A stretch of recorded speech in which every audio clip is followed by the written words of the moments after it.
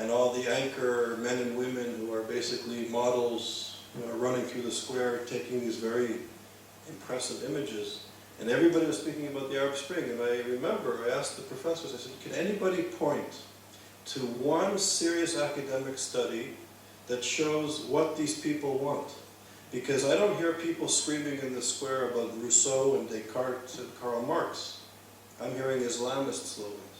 I'm hearing things like Allah Akbar and all kinds of other slogans. So what do they want? Highly illiterate, highly poor, they're in the streets. What are they calling for? So we know that the Arab Spring became the Islamic winter. So Egypt teetered, Libya, Gaddafi was brought down, Libya is splintering, arms are flying from Libya to Syria to Nigeria and all over North Africa to Mali. That was captured by Islamists for a period of time until the French stopped it. We have Syria and Iraq, which basically don't exist anymore. The old maps of the Middle East literally don't exist, right? And we have these radical Islamists running around committing genocide. And yet we've missed the boat. And we still are missing the boat because this is not really, we still don't understand what's happening and why it's happening. And I would submit to you that a large part of this is due to the anti-Semitism of our time.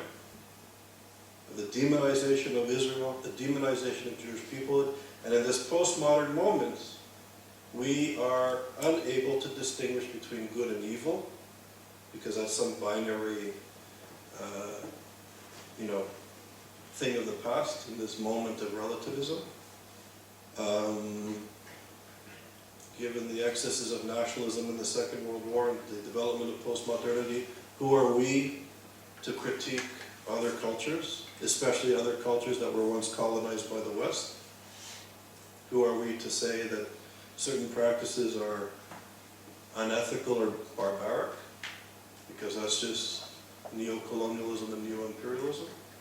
So people like Foucault and Edward Said, who hung out in Paris with the leaders of the Iranian revolutionary movement in the 1970s, did not examine the cleavages in society, did not examine the differences between minority groups and religious groups and gendered identities. The Arab Islamic world was a block that we weren't allowed to speak about because then we would be Orientalists. So ideologically, the West has been bamboozled, I would argue.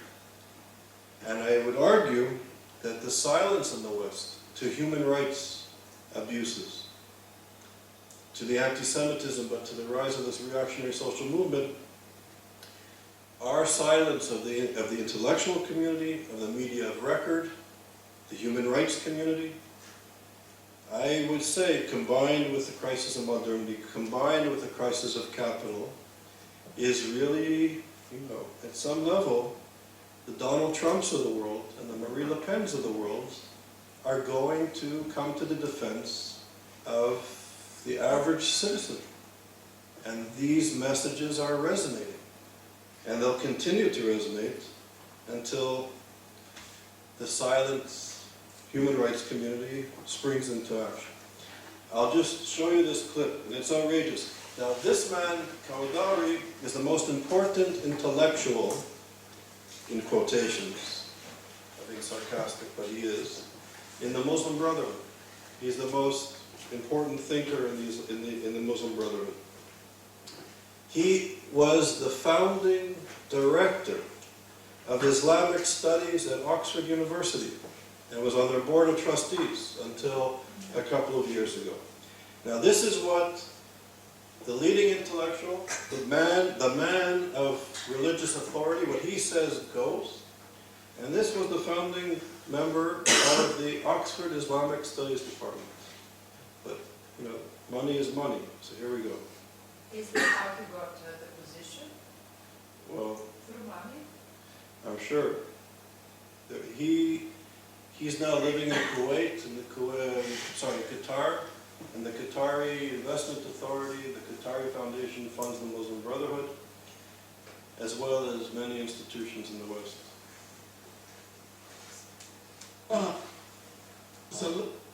قطعت ريلي. طوال التاريخ من يؤدبهم نتيجة إفسادهم؟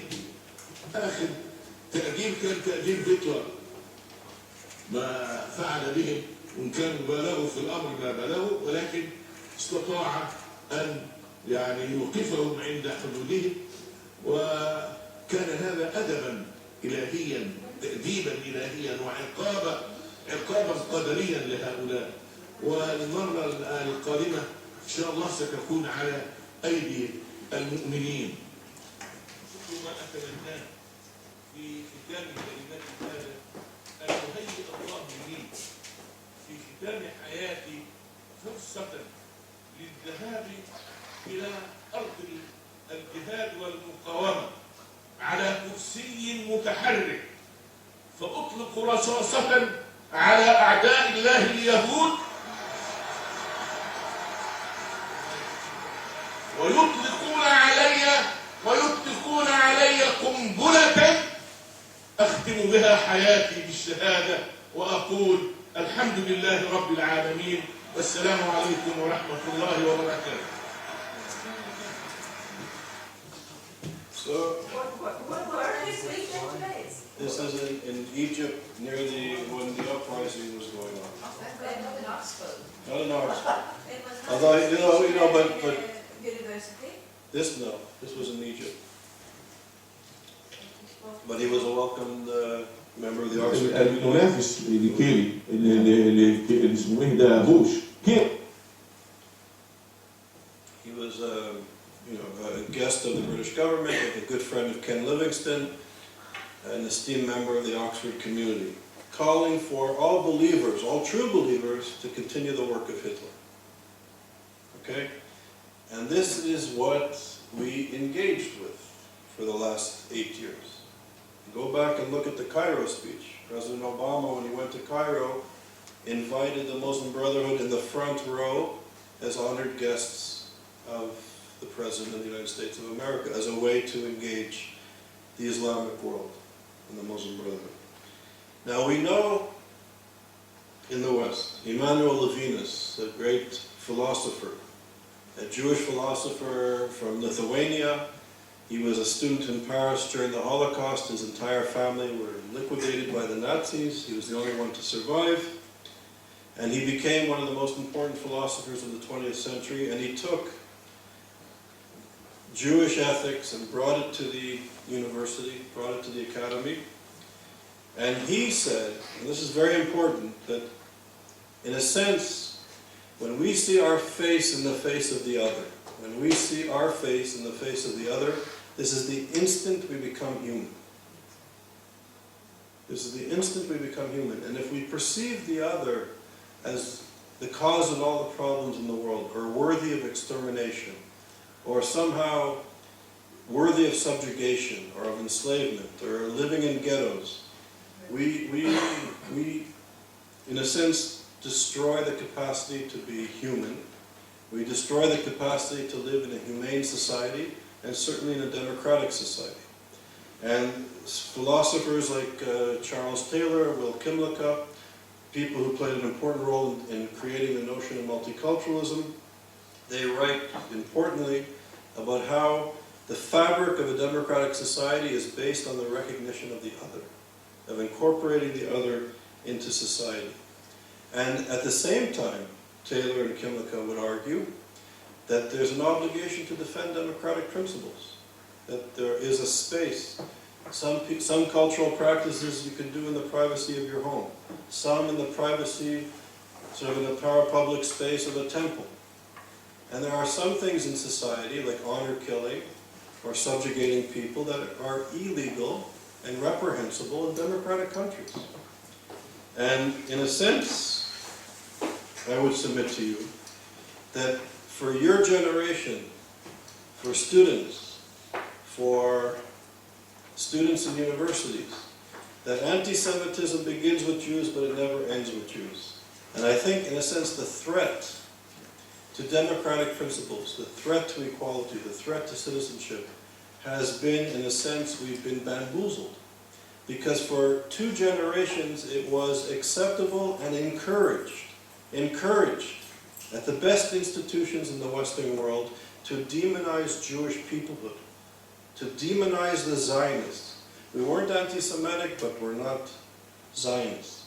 The Zionists are racist, the Zionists are apartheid, the Zionists are Nazis. And then the Jews who are connected to this entity become problematic. And our focus has been in the wrong place again. And we're faced, for the young people here, we're faced with very serious challenges. How to remain humane, to recognize the other, and at the same time, unabashedly, without fear, without hesitation, to defend democratic principles. To defend the notion that every citizen should be and ought to be equal under one legal system, regardless of their gender, of their religion, of their race, of their language, of their income, and to defend those practices. And we are living in a moment when there's literally a genocide taking place in real time, and a refugee crisis that it would appear to me, it's hard to tell the future, but it appears that it's just going to become more and more exacerbated. The Iranian government regime that's now being funded by the West, by the P5+1, is entering Mosul. It's helping Assad. What will be the results? What would be the reaction? Thomas Pickering. Does anybody know Thomas Pickering? Very important American diplomat. He was pushing not only for the demonization of Israel effectively, but he was pushing for the P5+1 agreement with Iran. Why? Yeah, he represented Boeing. Boeing just signed a deal for $25 billion with Iran. $25 billion. So what's a few Jews? What's a few people in Aleppo? What's a few people in Mosul when you're talking about $25 billion? And Siemens doing massive trade with Iran, the German computer company. So we have to understand what's at stake in terms of democratic principles and citizenship, and the power relations, corporate power relations, geostrategic issues, and really begin to unpack this and to find ways, new ways, to defend social democratic principles in a world that's shifting rapidly. Now that Mr. Trump will be president in 3 months, will his presidency give, I don't know, a bit of a jolt of support to the Le Pens of the world, to the nationalists here that are around in Greece and Romania, in Italy? So these are very serious issues. So again, anti-Semitism is not a Jewish problem. It's a problem that confronts us all. And I think we need to really understand contemporary anti-Semitism and to understand the general challenges, the human rights challenges and the social democratic challenges that confront us. So thank you for listening. I'd be very happy to take questions or comments from you. Right, so you referred to your speech that the West is being silent towards the violations of human rights happening in radical Islam. So my question is there a strategy or a way that you can somehow impose human rights, or you can stop such violations without, in fact, making them more furious, the radicals? So it's a good question. So at one level, I don't have an answer. I don't know, to be honest. At another level, I think we have to understand this ideology and how they perceive the other, be it women or Baha'is or gay people or Jews, whatever it is, and how they understand democracy. And I think those of us who are educated in liberal democratic principles should find ways to confront it. In my generation, as Glenn was saying, I was active in the anti-apartheid movement. And my generation, we fought apartheid. We fought. We got them out of the investments out of our universities, out of our countries, and it was sort of this mass protest movement, cultural movement, there was music, there was politics, and the anti-apartheid movement succeeded because the apartheid regime was a racist government that was demonizing and segregating and subjugating millions of African people, and the world said it's enough. And we were successful to some extent, at least politically successful. Economically, it's another issue. But South Africa is free politically. Maybe not economically, but there was progress that was made. Could you imagine if the President of the United States today, or in the 1990s, would offer the South African apartheid regime $150 billion of support? Can you imagine the backlash? Could you imagine if the President of the United States said, racism in South Africa isn't really an issue, it's about trade and economic development, but racism is not an issue? Obama said that, yeah, the regime is anti-Semitic, but there's higher and more important things to deal with than anti-Semitism. So people are calling for a genocide, and we're supporting them. So what are the implications, forget politically, morally and philosophically? How do we, as students, as scholars, as intellectuals, remain silent? So I'm not a military strategist, but all I know is if I read the works of Emmanuel Levinas and Charles Taylor and Will Kimlicka and all these social theorists that deal with the ethics of how to see and perceive and treat the other, all I know as a social theorist scholar is that if we demonize the other, if we dehumanize the other, this will result in bad things. It will result in subjugation, segregation, conflict, and even genocide. That we know. So as educated people, what do we do? And I don't have an easy answer, but I think this is a question that we need to ask ourselves, and we need to ask our community. What do we do? This is a growing movement that subjugates the other. They're violent. There's a genocide taking place. There's 15 million refugees from Syria. This problem is expanding and starting to affect other regions of the world. What do we do? We just had an administration that wouldn't even speak to the subject, because if they spoke to the subject, it was racist. So if you speak to this issue, you're demonized as being racist. 500,000 people dead, 50 million refugees, and if we speak about it, it's politically incorrect. What are the implications for free thought and free speech? So these are, I would say that these are very important questions, and as Elie Wiesel said in 2003, he said that we're living in a time of great urgency, and that he has never been so afraid for the reemergence of anti-Semitism and reactionary politics. And then he went on to correct himself, and he said, no, we're not living in a time of great urgency, we're living in a time of a great emergency. This is 2003. And tragically, he was right. So here we are in 2016, so I don't have an easy answer, but I think these are questions that we really need to take very seriously.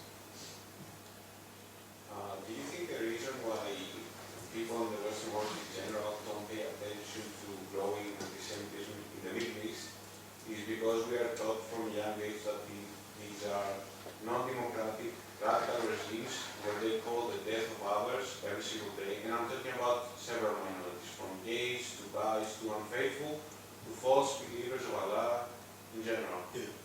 So, and your question is? Why we don't pay attention to anti-Semitism in general, in the Middle East?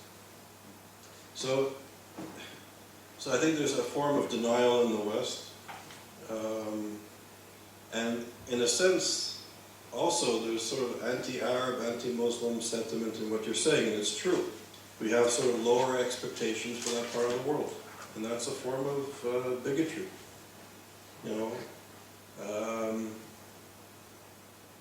A woman in New York City should have the same rights and freedoms as a woman in Gaza, and as a woman in Tehran, and as a woman in Aleppo.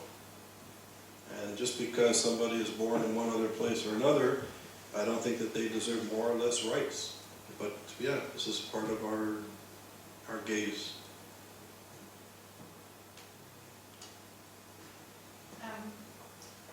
talk about democracy, well, if you think about our Western recent successes in democratization. So we went into Iraq in 2003. We destroyed Gaddafi, right, in 2011. And we'd very much like to get rid of Assad, yeah? To quote Clinton, Assad must go, yeah? Right. And in all of these, okay, the urge was to bring democracy and get rid of the bad guy. Now, need I say more? Yeah. So, obviously, huge questions there, but I'm also asking you to think that if we'd let Saddam stay, if we'd let Gaddafi stay, if we let Assad carry on doing, which was probably the most successful Arab country in terms of its minorities, wasn't it? Syria. There were huge, 10% Catholic Christians, 1% Jews, yeah, Alawites, Shias, Sunnis lived, okay, the Yazidis, okay, the Kurds, okay, problems with the Kurds. But my question is, we have overthrown that in the name of democracy. A comment. It's a good question. I don't have an easy answer.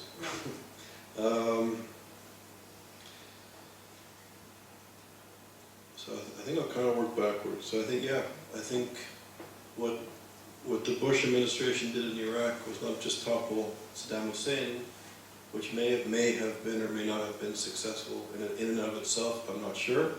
But what the coalition did was just to destroy the state and its apparatus. They destroyed the entire civil service. They eliminated the military, the police, and chaos reigned. So it was misguided at best. And it resulted in horrific death and destruction. I think more than 1 million people were killed in that war. And then Obama was sort of elected as a reaction to that failed policy.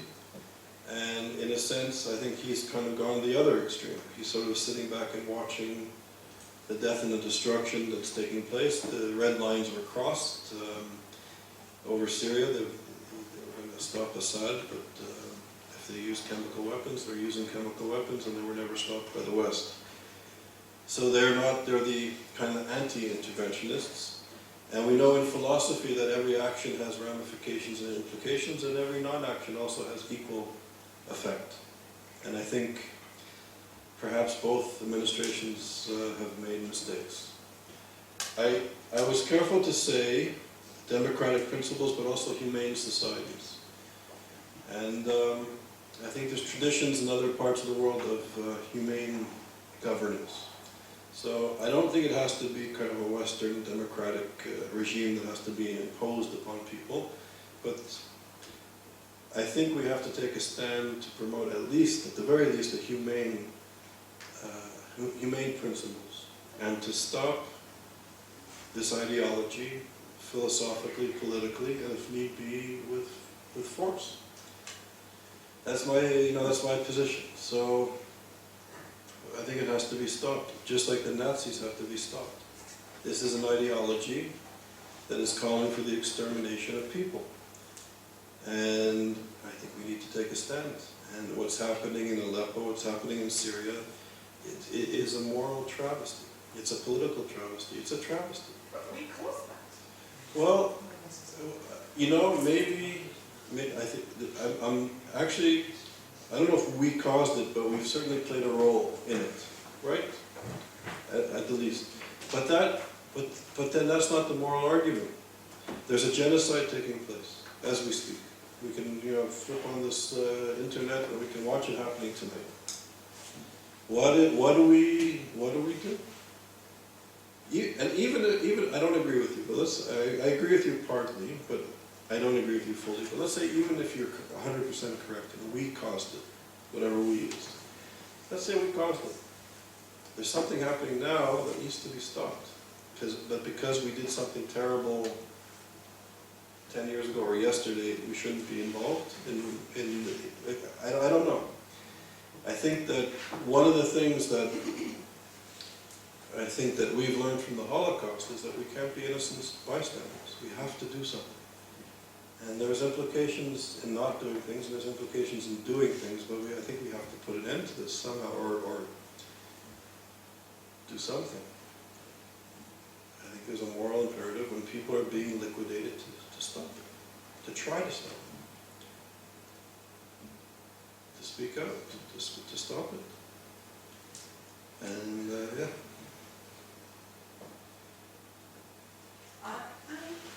Thank you very much for your speech. It was very enlightening.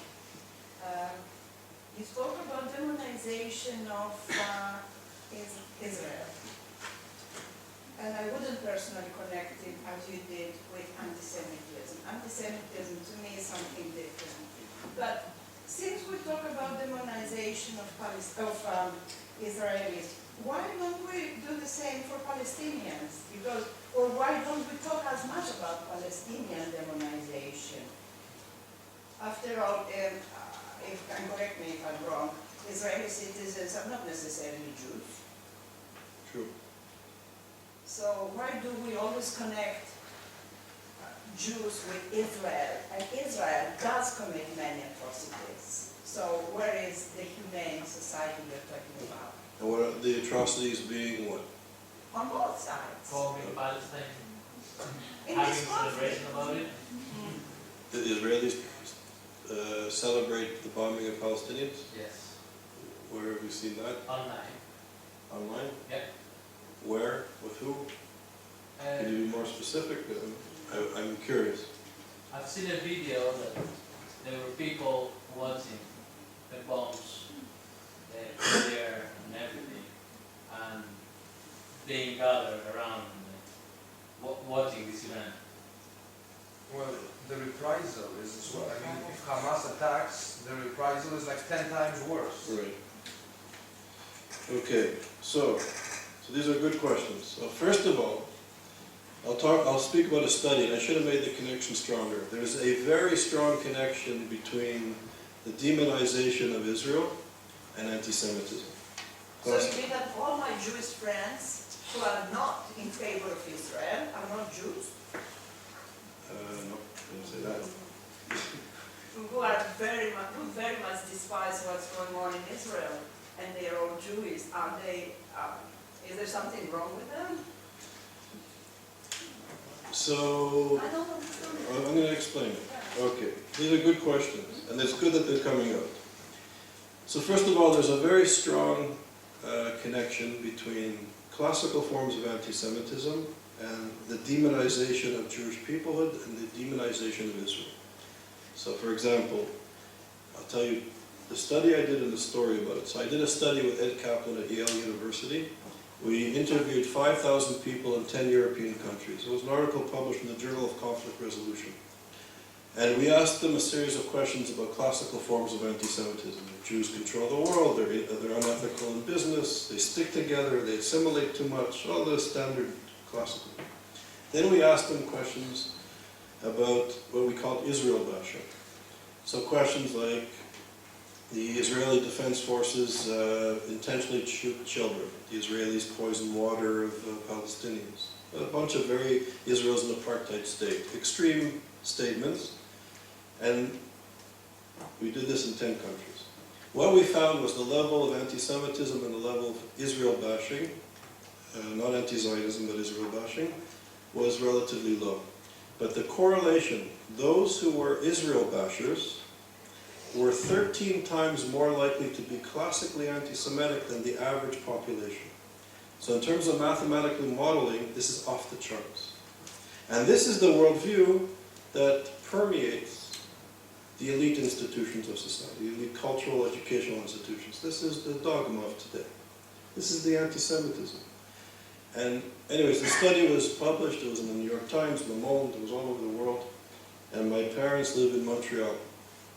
And I went to Montreal to visit them. We have Shabbat dinner, Friday night, we have big dinners. And at the end of